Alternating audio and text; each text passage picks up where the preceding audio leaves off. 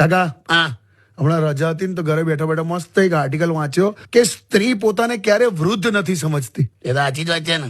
એમ? સ્ત્રી ક્યારે પોતાને વૃદ્ધ ના માનેલા. અચ્છા. ખાલી જે દિવસે બ્યુટી પાર્લર વાળી કહી દે ને કે માસી હવે બસ અમારા આંટા પૂરા થઈ ગયા હવે કે અમારથી નહીં થાય એવું એ લોકો કે ને તો તરત માની જાય. પહેલી વાર માની જાય કે અચ્છા. ઓકે. મેકઅપ નું યોગદાન તો જો તું. અરે અમુક વિડીયોઝ જોયા છે તે કયા? લગ્નના. અરે આઈફોન ના ડબ્બામાં નોકિયા નીકળે છે. ખબર છે. ના એટલે કરો ચલો મેકઅપ કરો એની ના નહીં, હા પણ આમ કેવું આમ ચહેરા પર આમ હલકો મેકઅપ હોય ને હા મજા આવે એમ. હા આ તો મેકઅપ માં જ સહેજ હલકો ચહેરો દેખાતો હોય એવું તો ના હોય ને યાર. બરાબર. મને તો એક બ્યુટી પાર્લર વાળાનું બોર્ડ એટલું બધું ગમી ગયેલું. હું ગમી ગયેલું? બોર્ડ એટલે બોર્ડ મારે ને બહાર હા બોર્ડ. એટલું બધું ક્રિએટિવ હતું.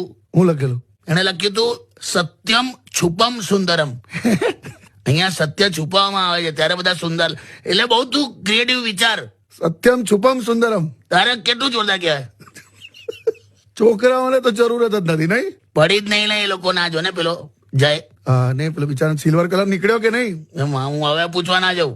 છોકરાઓના સ્કિન કેર ને બધામાં આ ઉત્તરાયણ પછી જો તું કેવા થઈ ગયા છે ડાઘિયા જેવા. ખબર. અને એ છોડ અત્યારે ઓફિસમાં તું બધાને જો મેં જોયા ને બધાને. જેમ્સ ના પેકેટ જેવા લાગે બધા.